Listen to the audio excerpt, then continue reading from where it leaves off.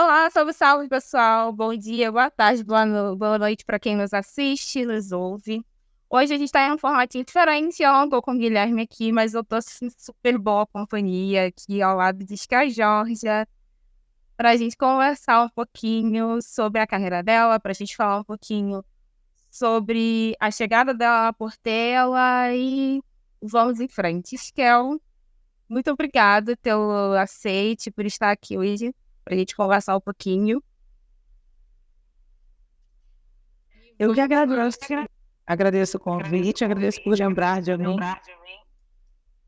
É uma honra poder estar aqui compartilhando de ideias, da minha história, de conhecimento. Isso para mim é o que fica. Então, é super importante quando a galera do carnaval, né, ocupa esse espaço, né? Tem esse espaço de fala. E a Skel, é a segunda vez que a Skel tá aqui conversando, e na primeira vez que a gente conversou, a Skel mudou completamente o meu rumo acadêmico, né? Eu tava pesquisando sobre enredo de escola de samba como ferramenta pedagógica, e aí depois de uma conversa com a Skel, eu mudei completamente o rumo do trabalho no meio do caminho, e passei a falar sobre mestre sala e porta-bandeira. E aí foi um trabalho que me abriu diversas portas, que me colocou em diversos lugares maravilhosos. E eu agradeço muito. Aquele dia, aquela troca.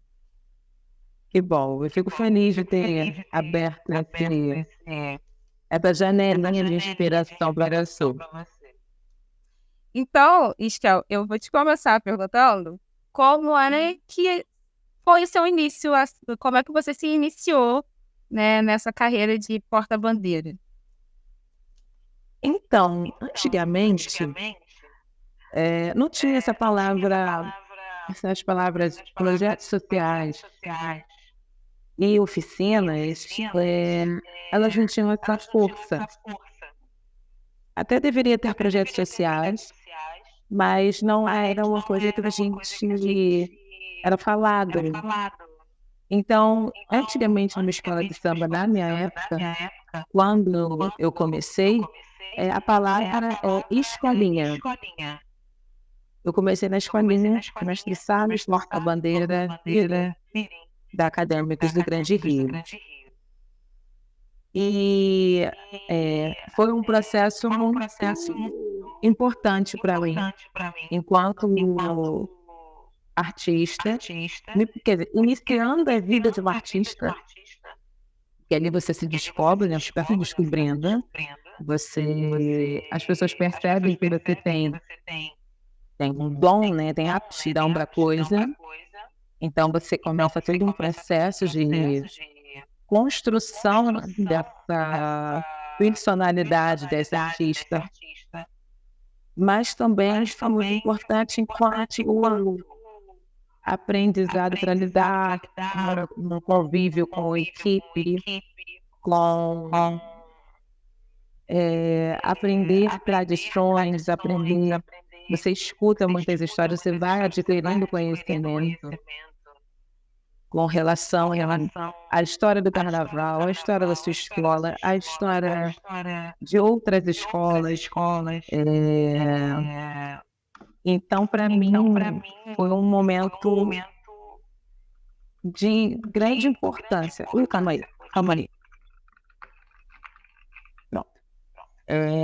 Poder adquirir todo o conhecimento que eu adquiri com as pessoas, eu não vou falar que eram profissionais, sim, eram profissionais, alguns profissionais, mas outras que têm amor pela arte do mestre Estado da porta-bandeira e que cuidava da nossa ala, que é o caso da dona Gina e do seu Marcos, que acabaram fazendo parte da construção de cada ser humano que estava ali naquele projeto, né? Naquela escolinha. Então, as orientações deles para a vida, a gente carrega. Acho que cada um tem essa sementezinha que o seu Marcos e a dona Gina semearam na gente e tiraram para a vida. né? Eles eram um casal, eles são um casal que, numa vida muito simples, eles ofertavam muito amor pra gente. Um cuidado, uma troca de afeto, ensinamentos de como viver em família, em comunidade, em grupo, todo mundo se respeitando. Eu lembro que eles moravam num apartamento pequeno, de 2 quartos. E nós éramos 12 casais, numa época fomos 12, e todo mundo queria ir na casa deles, sabe? Então, assim, todo mundo sentia vontade, os nossos pais confiavam neles. E nós íamos para a casa dele para passar a tarde. Então, assim, era uma loucura. Aquele monte de crianças e pré-adolescentes. Convivendo, hoje eu olho como que as crianças de hoje não conseguem mais ter isso. E eu tive essa infância, que foi muito boa para mim, me marcou demais, me marcou de uma forma positiva, porque contribui para a mulher que eu sou hoje, contribuiu muito para a mulher que eu sou hoje. E você tinha quantos anos na época? 11 para 12 anos. Quando eu comecei com a porta-bandeira. Nessa época, a Pimpolho já existia ou era só... Não tinha Pimpolho. Isso aí é coisa do Laíla. A Grande Rio, eu cheguei a trabalhar com Laíla, quer dizer, trabalhar não, né? Eu estava na escola, quando ele foi diretor de harmonia, isso foi para o Carnaval de 93. Então, Laíla, com a questão que ele tinha com as crianças, com a infância, ele acabou criando vários núcleos infantis dentro da Grande Rio Mãe, né? Porque agora tem a Pimpolho, mas na época era só a Grande Rio. Então, tinha a ala de crianças, a ala de baianinha, mirim também, baianinha mirim, mestre sala, porta-bandeira mirim, passista mirim. Então, tinha esses 4 núcleos infantis na Grande Rio. E fizeram parte, faz parte da vida de todos eles, na época, crianças e agora adultos. Nossa, né? Quanta coisa. E desfilavam todas essas aulas, esses núcleos? Em 93, sim. Aí depois de 94, só ficou a ala de passista mirim. E eu acho que de mestre sala de porta-bandeira mirim. E aí depois só ficou o mestre sala. A baianinha acabou. Aí com a saída do Laíla, algumas coisas perderam força. Principalmente o núcleo infantil, que dá muito trabalho. Tem que ter uma vocação para lidar com tantas crianças e pais, né? Você, como professora, sabe do que eu estou falando. Exatamente. É filho dos outros, é uma responsabilidade dobrada. Sim. Mas dentro do projeto, foi quanto tempo até você chegar a ser profissional de fato, né? Ser porta-bandeira da escola. Eu falo que o meu início foi rápido, né? Eu fiquei 3 anos na ala de mestre sala e porta-bandeira mirim. Aí a Grande Rio tinha que ser fechado entre e a Renata. E aí eu saí como a segunda porta-bandeira e ela como a terceira. E aí nisso eu fui por 3 anos a segunda. E logo depois eu me tornei a primeira. E nisso eu já estou aos 22 anos. Você sai da aula? Sim, direto ser segunda. Uau. Então você tinha o quê? Uns 13, 14 anos? Eu fiquei na ala 12, 13, 14. Aí é que eu faço aniversário no fim do ano, complico as marcas, né? Mas com 16, 17 e 18 eu sou segunda. Só que o carnaval é em fevereiro e eu faço aniversário em outubro. E nesse meio, a Grande Rio me convoca para ser primeira com 18 anos. Então eu assumo o cargo aos 18 anos e desfilo com 19. Uau! Muita responsabilidade ainda muito nova, né? Para aquela época, assim, a minha geração, a geração com 18, como tinha a maturidade nem o conhecimento que a galera de 18 hoje tem. Mas em termos de dança de casal, você se sentia preparada para assumir? A escolinha te preparou para isso ou você foi aprendendo no processo? A escolinha te prepara para você ser porta-bandeira. Ser a primeira é outra coisa. Hoje em dia, os projetos acabam sendo um pouco mais direcionando, né? Acabam direcionando mais os alunos, ensinando técnicas que a gente hoje usa, né? A gente acaba compartilhando com os alunos. Mas na minha época não tinha isso. Se tornar primeira porta-bandeira foi uma coisa muito... como é que eu posso falar? Foi muito natural, muito espontâneo e assustador também.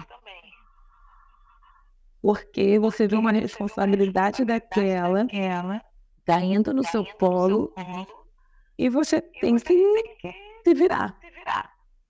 Então, você vai adquirindo conhecimento por tempo. Você vai aprendendo adulto. A Grande Rio colocou na época um profissional, o senhor Geraldo Cavalcante, que era amigo de Joãozinho 30 no Balé Municipal, porque o Joãozinho 30 já foi bailarino. E ali o seu Geraldo é o responsável pelo casal, né? Da Grande Rio para o Carnaval de 2002.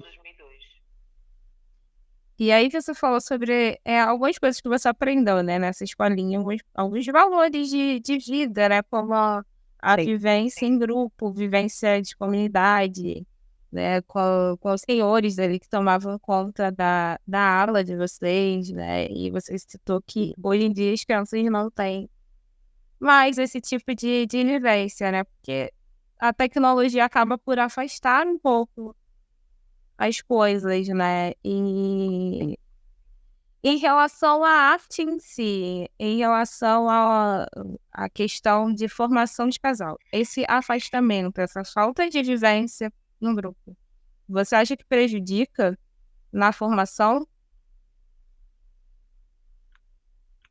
Olha, é que hoje a tecnologia, ao mesmo tempo que ela é muito boa, ela também traz benefícios.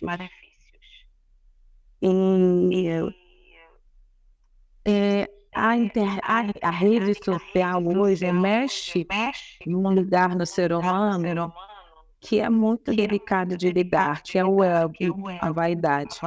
E quando despertam isso em crianças, em pré-adolescentes, é assustador. Porque começa um individualismo e a gente não consegue explicar a gente lida com isso. Como que a gente vai desconstruir essa pessoa, né, que está sendo formada pela rede social, que é influenciada pela rede social? Então, é uma situação muito complicada hoje em dia você lidar com os alunos. Quando eu dava aula, eu conversava muito com os pais entregavam os alunos. nas minhas mãos, confiavam em mim. Não à toa que durante a pandemia tinha mãe que falava, Esquel, conversa aqui com o seu aluno, porque ele não está querendo fazer exercício, ele não está querendo estudar, e ele só escuta você. Isso é uma responsabilidade que eu consegui conquistar tanto com os pais quanto com os meus alunos, né? Mas eu acho que isso vem muito do que eu aprendi, do que eu carrego comigo. Então eu coloquei isso em prática. Tudo que eu aprendi, eu coloquei em prática. E nisso a gente vai tentando trazer as crianças para a gente entender que rede social não é tudo, que não tem esse glamour que as pessoas acham que tem. E as pessoas se iludem. Eu falo que a porta-bandeira hoje precisa expor o que está fazendo, precisa expor o seu trabalho, precisa expor como está se preparando para o carnaval, a quantidade de ensaios. O torcedor, você lidar com a paixão, é uma linha muito tênue. Você precisa ter muito cuidado de como vai lidar com isso. E aí você tinha falado no nosso primeiro encontro lá, acho que foi, não sei se, não lembro se foi no final de 2019 pro início de 2020, mas foi ali finalzinho pro carnaval de 2020 que a gente conversou com você, né? Você tinha falado sobre as crianças e projetos, seus alunos, sobre como estava sendo o trabalho de moldar essas crianças, não só para se tornarem futuros casais, mas como pessoas, né, que vivem... Cidadãos, isso aí. E de como isso estava te afetando na época, né? E aí a gente conversou depois, esse ano, com o Pedro, e ele Pedro Figueiredo, né, do Novos Casais. E ele demonstrava essa mesma preocupação, né, de educar essas crianças não só para se tornarem casais, mas como cidadãos nas suas comunidades. E ele falando... porque o erro, sim. Hoje em dia isso está sendo muito disseminado entre as crianças e adolescentes por conta da rede social. A vaidade. Às vezes a forma de falar que algum influencer que eles sigam faz com que eles tenham com respeito pelo professor, pelos colegas. Então, quando eu estava responsável por um projeto social, o aluno que chegasse atrasado, ele tinha que pedir desculpa.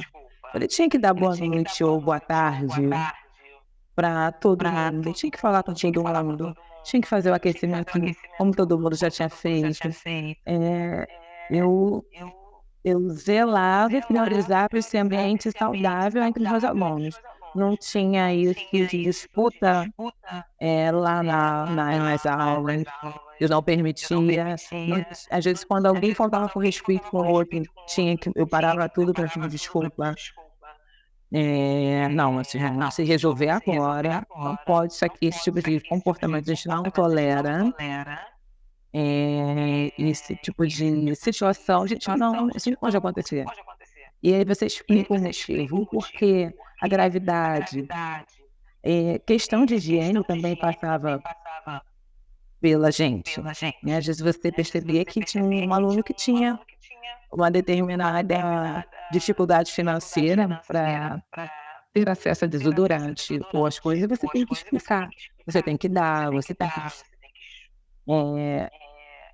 orientar essa pessoa a seguir na vida. Né? Porque não só para porta-bandeira, mas para a vida, para qualquer outro trabalho, você precisa ter uma pessoa com a higiene em dia. Né?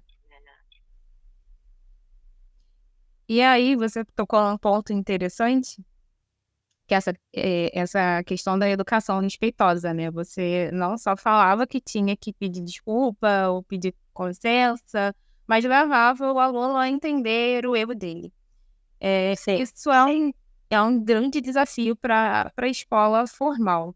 Por que em ambientes formais, quero que você deixe sua opinião, né? Por que em ambientes informais de educação, essas questões de ensinar valores para a vida se tornam um pouco mais fáceis do que no ambiente formal de educação, que é na escola, por exemplo, onde a gente vê cada vez mais professores sofrendo abusos psicológicos, físicos por parte de alunos. Bom, a escola de samba, ela tem a cultura dos pais estarem juntos, né? Então, para o meu aluno estar no projeto, os pais tinham que estar. Tinha que ter algum responsável. E da mesma forma que cobrava uniforme limpo, responsabilidade com horário, e a responsabilidade deles, eu cobrava dos pais também. Se a criança chegava com o uniforme mal rotado, eu perguntava para a mãe, por que ela está chegando com o uniforme mal rotado? Por que o uniforme está sujo? Vocês ganharam o uniforme. Por que não cuida? Então, é uma situação de os pais estarem presentes e liberarem, assim, se precisar chamar atenção, pode chamar. E eu chamava, de boa, quando era necessário. E os pais, tipo assim, é com ela, nem adianta me olhar. Ela é responsável por vocês. E não à toa, em muitos momentos, muitos pais recorriam a mim para situações fora do projeto. Em situações de colégio, nota, comportamento. Estava conversa com meu filho, conversa com a minha filha. Os maiores chegavam e me pedindo conselhos de vida. Então, os pais presentes ajudam. E, além de tudo isso, quando uma criança e um pai leva o filho para um ambiente de escola de samba, ele sabe onde está entrando. O ambiente da escola de samba, por mais que as pessoas tenham muito preconceito, é um ambiente altamente educativo e que ensina valores e a respeitar o próximo e ao mais velho. As tradições, a história. Então, isso que faz com que a gente seja apaixonado pela escola de samba. Né? Então, a gente tem muito respeito por aquele chão. Quando eu vi os meus alunos do projeto pela primeira vez apresentando na quadra da Mangueira, e a emoção deles foi linda, porque eles tinham noção do que eles estavam fazendo, no chão que eles estavam dançando, o quanto aquele chão é sagrado, as histórias que já fazem parte daquele lugar, as pessoas que já estiveram ali, ajudaram a construir a escola, estão se dedicaram. Eles têm noção disso, porque a gente precisa falar, a nossa condição disso é falar. Né? Então, são valores que tendo os pais perto, ficam mais fáceis de a gente acessar esse lugar. Acho que você tocou em 2 pontos muito importantes. Falando de educação de uma maneira geral, participação da família e educação para valores, né? Essa educação, para além da educação bancária que a gente tem hoje, que é colocar a criança na escola e esperar só que ela aprenda aqueles conteúdos científicos ali para ela tirar uma boa nota e passar no final do ano. Mas a escola de samba, ela educa para além disso. E talvez esteja aí a explicação para essa confiança, né, que é depositada ali nos profissionais que lidam com aquelas crianças, né, com os instrutores que estão lidando com aquelas crianças. Porque ali não está valendo nota, né? Nota. Os pais não colocam ali para ter aquela educação científica e ser cobrada aquela nota, né? Como se fosse um banco. Eu deposito e eu recebo depois. Mas ali eles entendem que é a formação de valores e é um lugar que é acessível. Os pais podiam estar lá e estavam vendo o que você estava fazendo, o que os instrutores fazem com seus filhos, né? Enquanto na escola formal não, só fechado. O filho entra, há aquele afastamento momentâneo da família, fica só com os professores, a direção e a coordenação. E assim, a escola de samba, eu sempre frequentei com um responsável, sempre fui. Eu não fui só assim, eu passei sozinha para escola de samba agora já, adulta, e adulta depois dos 30. Porque eu sempre fui acompanhada. Essa é a educação que eu recebi. O meu avô, quando eu começo a desfilar, você fala para ela, ok, ela quer desfilar tudo bem, mas tem que ter um responsável com ela, ela não pode ficar sozinha. Então, isso é um ensino que eu carrego para a vida, né? E ter a minha mãe ali, ou minha avó, um responsável, tipo, se o orientador da ala chamasse atenção, a gente tem que respeitar a pessoa. Ela é mais velha, ela é a nossa responsável, por mais que eu não concordasse, mas eu tinha que respeitar. Não tinha essa de discutir de nada, até porque dentro da escola de samba não cabe isso. Não tem isso.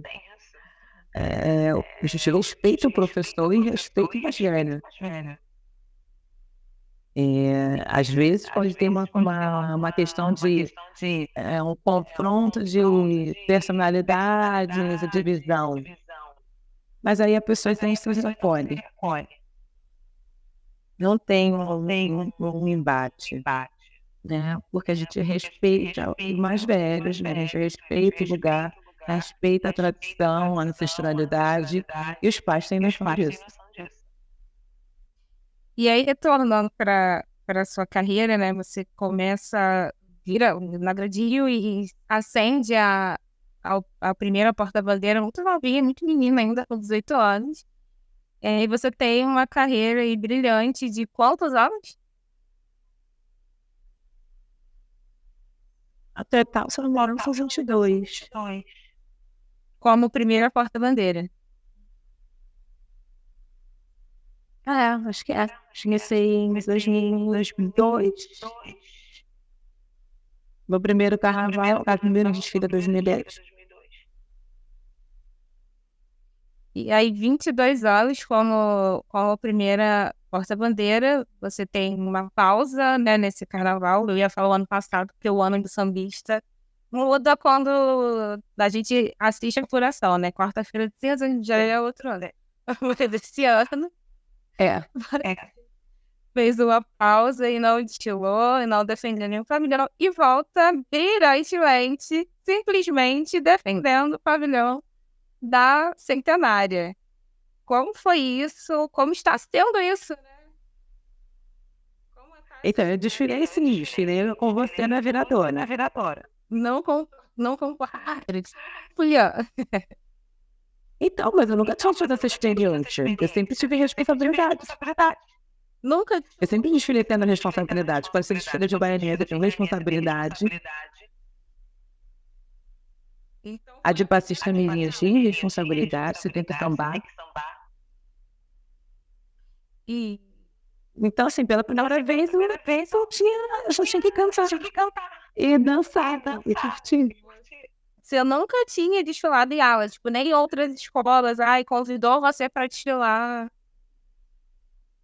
Não, nunca. Nunca me colocar nesse lugar, porque é muito cansativo. Vamos fazer uma pausa, eu ia te fazer uma pergunta sobre esse lugar de responsabilidade. Qual foi essa não responsabilidade desse ano? Ótima. Foi ótima, foi uma delícia. Eu percebi que eu precisava viver isso, sabe? Tipo, era a última aula na vereadora, né? Então, assim, desde que eu passei de falar com a primeira porta-bandeira, só o meu primeiro ano eu desfilei. Não, eu ainda não desfilei na frente da bateria. Que foi meu primeiro ano, meu último ano na Mangueira. Mas fora isso, desde 2023, eu venho na frente da escola, então eu chego na concentração, tipo, eu tenho uma van que me deixa na concentração. Eu já entro pelo setembro, já fiz a debaixo do viaduto. Tem toda uma estrutura. E dessa vez eu não tive nada. Eu não tinha credencial. Eu só tinha a pulseirinha para ir pro camarote. E assim, andar a escola toda para chegar na concentração, para chegar lá no fim e olhar aquele tudo. Tipo, ser a última pessoa a entrar, geralmente são as primeiras a entrar. Foi uma experiência incrível para mim. Eu amei. Eu precisava ter vivido. Que bom que eu vivi e ao lado de mulheres incríveis. Como folhear. Mas Como folhear. é o seguinte, né? Sobre a sua chegada à Portela, como é que está sendo você defender esse pavilhão enorme, gigante do Carnaval Carioca? Uma responsabilidade, cara. Eu só tô sentindo, mas não consigo dimensionar. É uma responsabilidade muito grande você... Porque o que eu falo para eles que o desfile de centenário é o dia do ano que vem, né? É 24. A escola desfila lá com 100 anos. E se ela desfilou com 99. Né? E é uma responsabilidade você representar uma nação, uma família, os torcedores, os apaixonados, já é uma responsabilidade indescritível. E quando você chega numa escola em que as pessoas estão carentes de uma série de questões, ainda traz um peso maior para você, uma responsabilidade maior. Mas eu tenho que acreditar naquilo que eu ouvi do Scafura, quando ele me liga. Ele fala que a Portela precisa de uma bandeira tradicional. Entender esse peso e a responsabilidade e a pressão de ser porta-bandeira em escola com peso tradicional na Portela, por eu já ter tido a oportunidade de defender Mangueira. E aí entendi que assim, eu já estava calejada. E a Mangueira me deu essa força, né, para lidar com essas situações de pressão, que é preciso a gente manter equilíbrio, é preciso manter a cabeça no lugar. E a gente segue. Mas gente, assim, é que tudo vai... Parece que é uma coisa que eu precisava viver nisso. É a escola onde meu avô começou.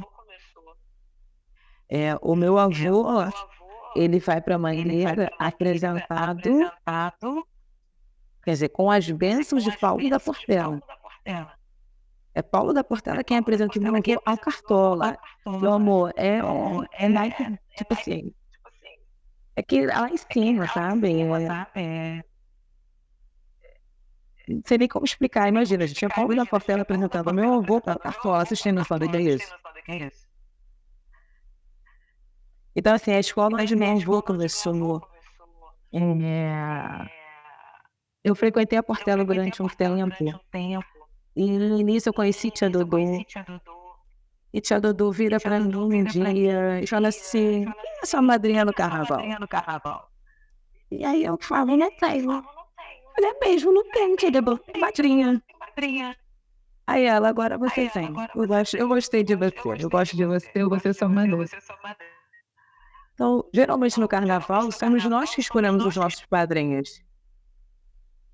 E ser escolhida pela Tia Dodô, gente, é outra coisa que é indescritível. Como é que você explica isso? Você só sente. Né? Então, uma das vezes quando eu vi Tia Dodô em casa, ela um dia, eu estava em vestido branco, ela falou assim: hoje a gente vai fazer um negócio, hoje você pode, hoje você está vestida apropriada para isso. Aí eu, o quê? Aí daqui a pouco me vem ela com o talabarte dela de ombro, com a bandeira dela da Portela, e me faz segurar a bandeira da Portela na casa dela. É que eu não tenho essa foto, né? Acho que essa foto é meio tá com o Leandro. E aí eu vivo essa experiência incrível com a Tia Dodô, enquanto eu era porta-bandeira da Grande Rio. E, sei lá, são filmes que vão te marcando. Eu tinha um blog em que uma das minhas entrevistadas é Vilma. E daquelas coincidências da vida, né, do destino, no blog tem lá a foto da Vilma e uma neta no colo, uma bebezinha. Essa bebê é a Clarice. E anos depois foi minha aluna no projeto social. E fez o nascimento na quadra da Mangueira para ver a bisné, dançando. E me agradecer por eu ter passado conhecimento na neta, para a bisneta. Então, assim, são experiências que eu, querendo ou não, acabei tendo com pessoas da Portela. No dia que meu avô faleceu, eu estava na quadra da Portela, numa quarta-feira. Daí de lá para ir para o hospital onde ele estava. Então, o que eu sinto é como se fosse uma coisa como a gente falou. Eu tinha que acontecer. Tinha que acontecer esse encontro. Uau! Qual foi a diferença? Sim. Primeiro, eu acho, na história, é defender as duas mais velhas, né, do Carnaval Carioca. Ainda tem isso. Quando o Júnior me ligou, acho que ele não tinha noção disso. E eu aceitei sem pensar, sem pensar no que isso representaria, na força que isso tem. E aí quando é anunciada a minha ida para a Portela, eu acho que um dos primeiros a falar para mim sobre esse feito foi o Marcelinho Calil, ou o Marcelão Calil, agora não lembro qual dos dois. Mas, pararam assim, o da Justa jogou da chuta, é tipo o Vasco e Flamengo. E aí ele falou assim, tem noção do que você está fazendo? Eu falei assim, não tinha noção, a ficha foi caindo assim. Foi caindo, é assim que a mãe está caindo. Você poder viver isso, ter essa vivência e abrir caminhos, né? É uma responsabilidade gigante. Você falou numa questão importante, que quando você é chamada para a Portela, né, contratada para a Portela, te falam que a Portela precisava de uma porta-bandeira tradicional. E aí eu pergunto, como por questões de julgamento, mantém esse equilíbrio, né, entre o tradicional, que às vezes uma escola de samba requer, e a inovação, que às vezes o julgamento pede. Como é equilibrar isso para você? Não é uma coisa fácil, viu? Por exemplo, eu e o Marlon já fechamos outras datas. Nós já sabemos o que vai ser. Nós já temos todo o desenho coreográfico. Nós já sentamos, só que agora é uma questão de ensaiar e ver que vai ficar orgânico. Mas é uma situação muito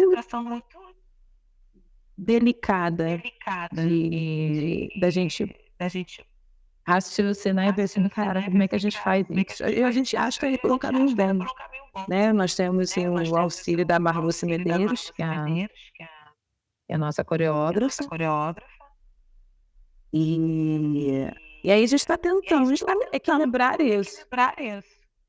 Porque a Portela, ela tem um orgulho do que ela é.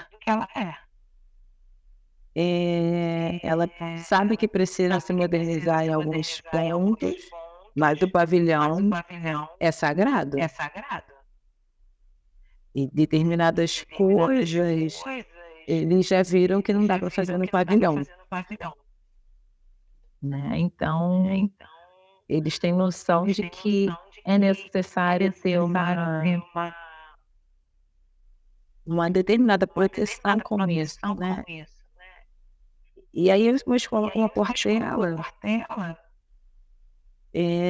te dá ao mesmo tempo, te dá um respaldo para você ser tradicional, por ela ser essa escola centenária, ela também te dá aquela cobrança, tipo, e aí, você vai dar conta? E que é isso, né? Quando a gente tem que falar, precisa de uma papelaria tradicional, que respeite a tradição, que entenda o que é ser porta-bandeira de uma escola centenária, é uma responsabilidade muito grande. Mas de tentar equilibrar da melhor forma, com muito trabalho, com muita dedicação e muito estudo. Eu não paro de estudar. Se você vendo as apresentações dos casais, lendo a justificativa, para tentar entender o pensamento do jurado. E aí, trabalhar em cima disso.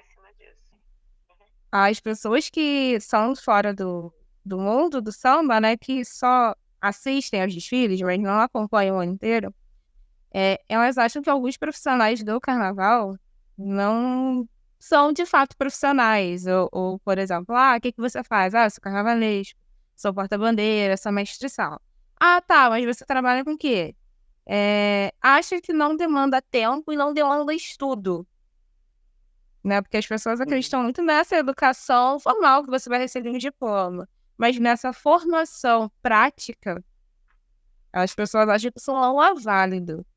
E você fala que eu tenho que estudar. Você tem que estudar a dança, você tem que estudar o regulamento, você tem que avaliar as notas, as justificativas dos jurados para apresentar um bom trabalho no carnaval seguinte. Sim. Além de tudo isso, ainda tem a questão da preparação física, que você precisa se preparar, porque quem é o ser humano que dança com uma fantasia de 35, 40, 45 quilos sem preparo? Ainda sorrindo e cantando. Não existe. Nós somos atletas. Hoje em dia, isso é cobrado da gente, essa resistência, esse preparo físico. Então, você precisa se dedicar. E, além de tudo isso, ainda tem os ensaios. Então, eu geralmente eu treino pela manhã e à tarde eu vou ensaiar. Isso demanda meu tempo. E eu ainda tenho bebê para cuidar. Então, por exemplo, ontem eu estava muito cansada, mas eu precisei dar atenção para o meu filho. E depois eu fui para o ensaio de rua. Então, voltei e tinha ali uma criança te esperando. Então, ainda tem a minha vida particular que segue. E eu preciso também estudar da minha casa, eu preciso cuidar do meu filho. Então, as pessoas, de forma ignorante e leiga, porque não tem noção do que é o carnaval, não tem noção do que se demanda, do que é necessário para nós chegarmos na avenida, as pessoas, de forma preconceituosa, nos marginalizam e diminuem o que a gente faz, né? Você só é porta-bandeira. Eu falei, mas ser porta-bandeira é muita coisa. Demanda de tempo, de energia, de disposição. Você precisa organizar tudo à sua volta para poder dar conta de uma rotina que é muito pesada, é muito puxado. O que é exigido da gente, de compromissos, de treinos, de momentos burocráticos, de reuniões para poder colocar um carnaval na rua, um projeto na avenida. Então, não é tão simples como as pessoas pensam. Não é só isso, é muita coisa. Tem que colocar o maior espetáculo a céu aberto do mundo na rua, para vocês verem o trabalho que é. Finalizar, nosso papo, o que você diria, você agora, né, na Portela, defendendo o pavilhão centenário, o que você diria para a menina Esquel, que estava começando lá na escolinha na Grande Rio?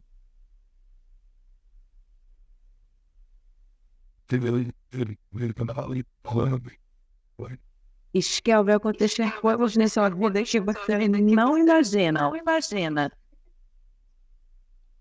Mas você vai conseguir. Acredito que você tem força.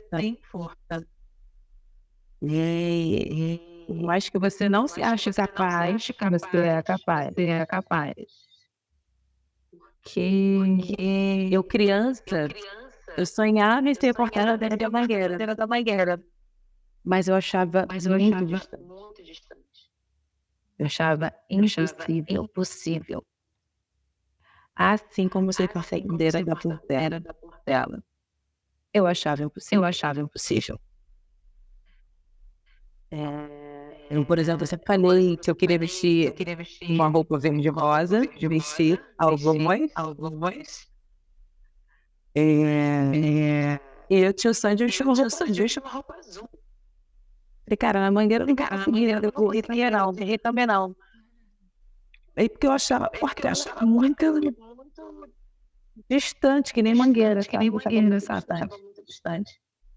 Então, acho que é o de hoje fala que é o criança, ela de 11 anos, só siga em frente, faça o seu melhor, mantenha os pés no chão, seja humilde e acredite nos seus sonhos, eles vão acontecer. Coloque fé, trabalhe. Pensamento positivo atrai coisas positivas. Acredite. Se você for uma boa pessoa, eles acontecem. O universo ajuda. Acredite em você. E que conselhos você daria para uma menina que está começando agora? Falei isso ontem. Alguma menina foi falar comigo ontem, quando na sexta. Sabedoria. Pés no chão. Não se deslumbre. Porque isso te faz perder coisas importantes no tratar das pessoas, no trabalho, na faixa que você se enxergue. Quando a gente precisa, quando você está na vitrine, você tem que estar pronta e disposta. Você tem que estar pronta para receber pedrada,